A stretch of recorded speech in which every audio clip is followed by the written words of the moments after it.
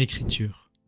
Depuis notre enfance, nous voyons partout des lettres, des mots, des phrases, des textes qui nous permettent de comprendre le monde qui nous entoure. C'est un outil très utile qui existe depuis environ 5000 ans et a permis à l'humanité de prospérer.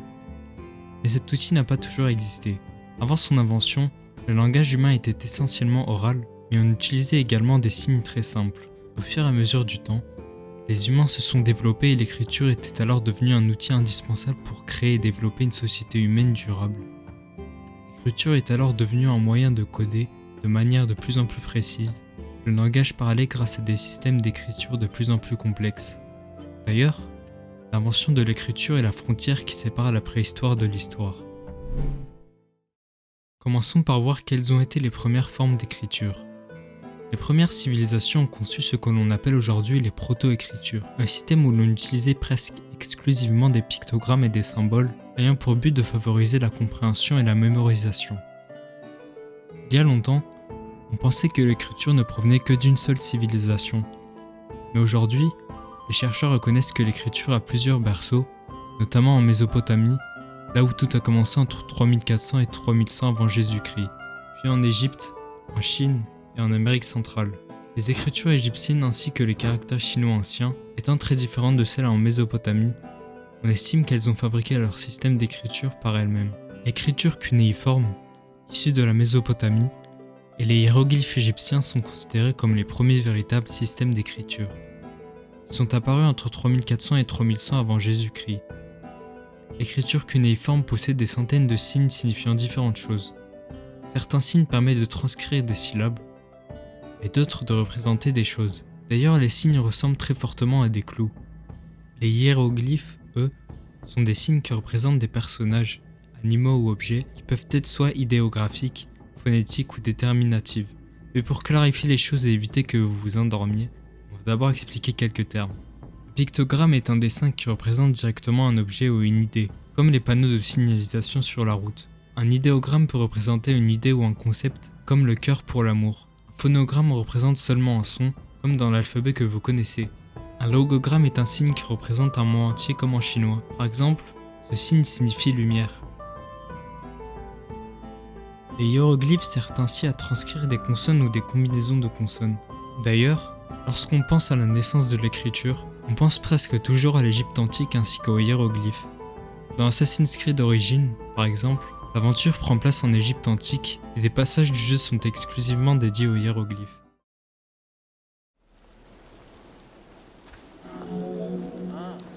Considérés comme une langue ardue, ils étaient destinés aux pharaons, aux nobles et aux prêtres, et réservés aux cérémonies, aux inscriptions des tombeaux et aux documents officiels.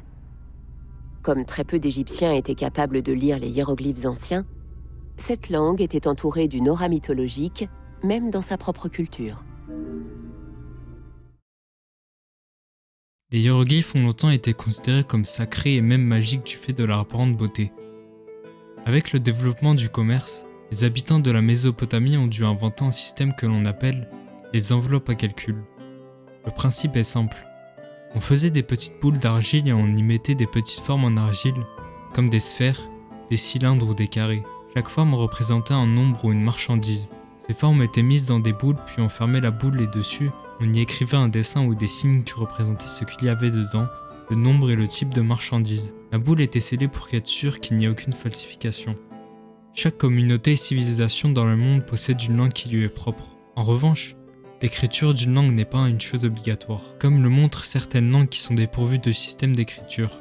Grâce à l'énorme base de données de l'ethnologue, Language of the World, on estime que parmi les 7000 langues recensées, environ 3000 langues n'ont pratiquement aucun système d'écriture, soit presque la moitié.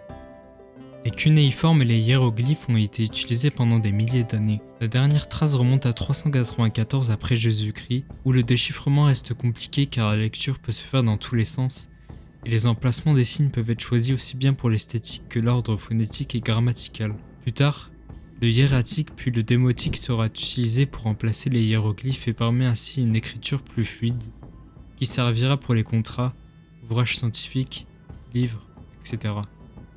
La pierre de Rosette est une pierre très célèbre où il est inscrit un texte dans 3 différentes écritures, en grec, en hiéroglyphe et en démotique, ce qui a permis de réussir à la déchiffrer. Maintenant, prenons le français comme exemple. Tout commence vers 1800 avant Jésus-Christ.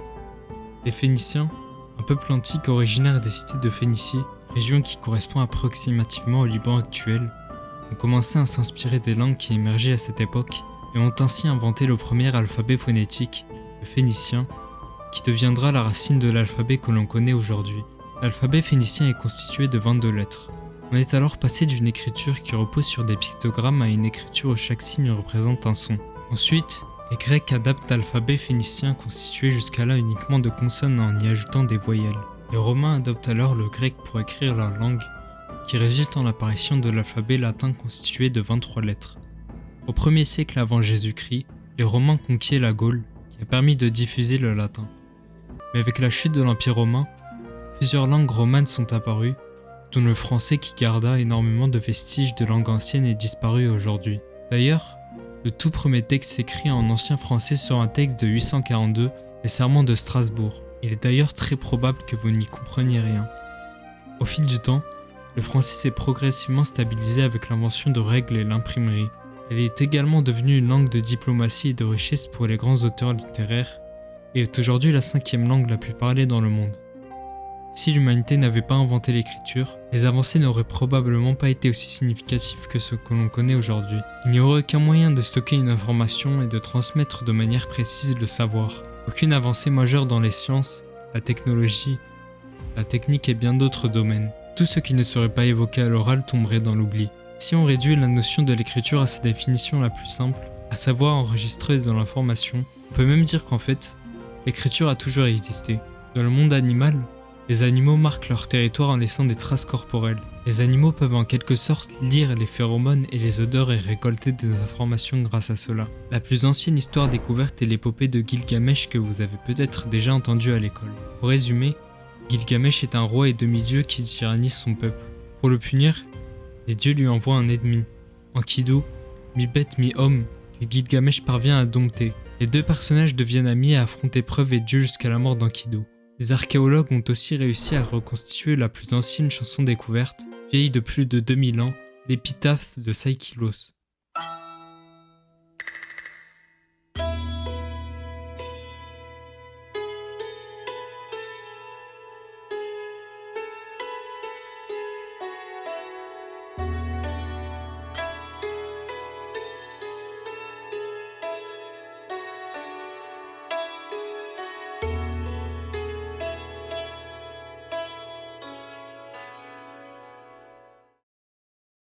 Grâce à l'écriture, on a pu conserver des musiques et des textes et faire revivre le passé. L'écriture permet, contrairement à l'oralité, de structurer de manière précise sa pensée, transmettre un savoir, sceller l'information, d'imaginer, de créer des récits, des mondes et des univers, et ainsi de transcender la réalité.